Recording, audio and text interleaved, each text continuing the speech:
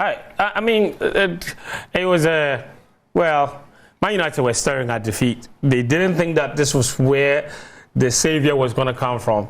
An outcast, in fact, two outcasts, Maguire to McTominay, and they delivered the win. Now many people are calling Scott McTominay one of the greatest players to ever play football at Old Trafford.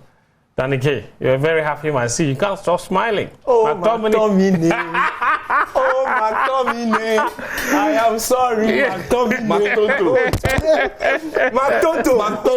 Oh, my God. Goodness me. No, I love that boy. He should stay. He will start games, and he should stay.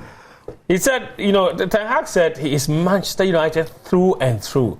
And the kid said the day before the match, he spent it watching David Beckham's documentary on Netflix, and he got a sense of what it's like to play at Man United. Now, I'll be surprised if he needed that documentary to tell him, because he's been at the club since the age of 5. His whole life. He knows this club. He's been through the system. He's playing at the club. I've always said McTominay might not be good to start every game at Man United, but he's surely good enough to be a squad player.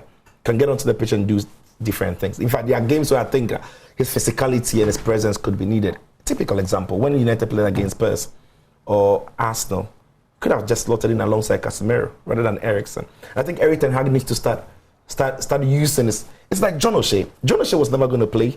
Was never going to start. But he was needed when necessary.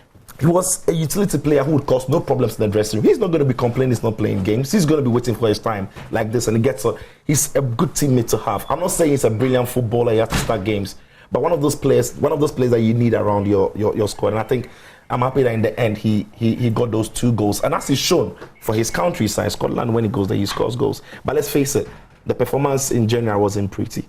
And these 2 goals in those final moments of the game might have just peppered over the crack. The international break too might have come too early for United, because maybe with the momentum that they picked from the final minutes of the game, they could have gone into the next game thinking that they could ride on it. Now there's a break, they have to come back, and now Ten Hag has to fix the goalkeeping issues with Onana, the lack of control in the team, and the lack of coordination in attack when they're in the final third.